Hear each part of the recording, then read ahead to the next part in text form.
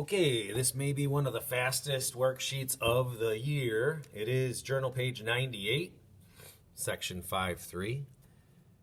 Number 1, we're supposed to write a proportion to find out how many points a student needs to score on a test to get the given score. We do not need to solve these proportions. Number 1, a test worth 50 points, the test score is 84%. Well, 84% means 84 per 100, where 100 is the whole test and 84 is the part that you would get correct. This is a test worth 50 points. The whole test is 50 points, so that's the entire thing. The whole thing goes on the bottom.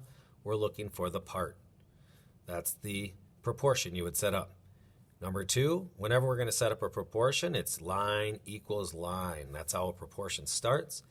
On this one, we have a test worth 96%. No, the test score of 96%, which means 96 over 100. Percent means per 100. A test worth 75 points. So again, the whole test is worth 75 points, and we want to know the part you have to get correct in order to obtain this score.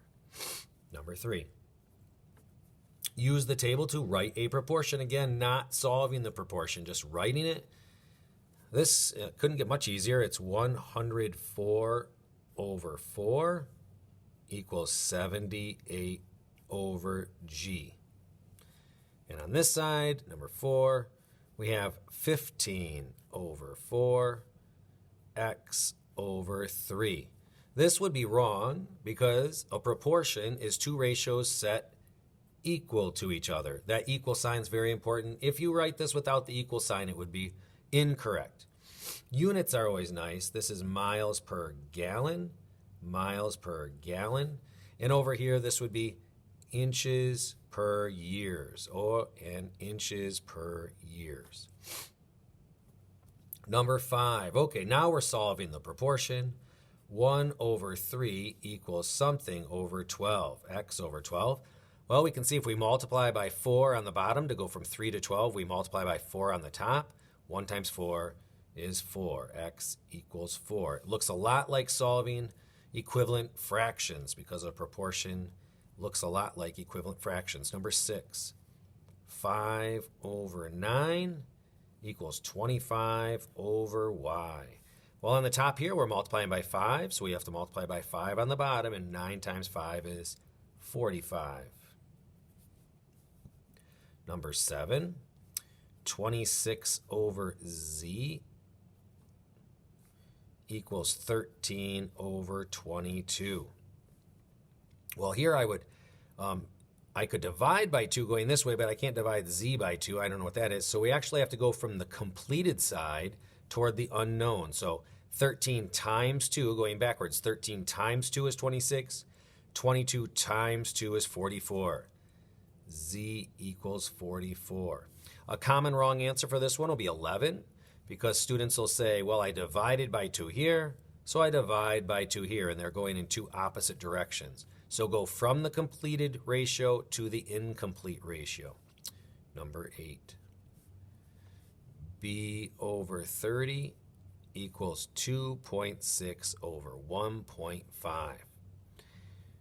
Well, to do this one, I know that I have to multiply 1.5 times 20 to get 30, but if you didn't know that, you could take both of these and just multiply them by 10, and that would give you 26 over 15. So 2.6 over 1.5 would become 26 over 15 by multiplying top and bottom by 10. And now I can go from this ratio, 15 times 2 to get 30, 26 times 2 to get 52. So B equals 52.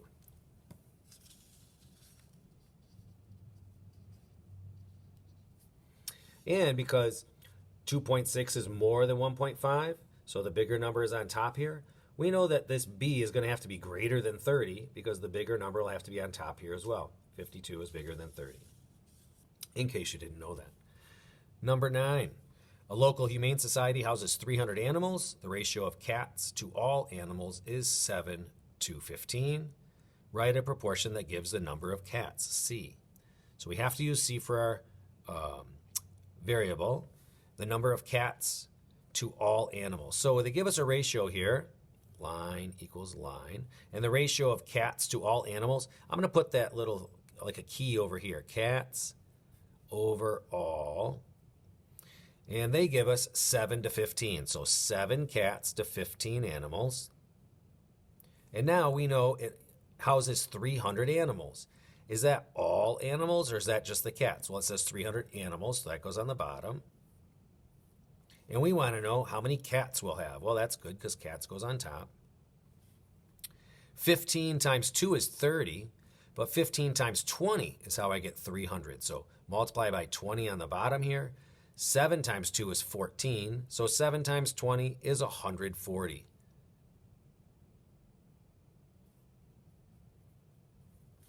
How many cats are in the Humane Society? Well, I guess solving this was actually part B. So we'll put a B over here for part B, solving that.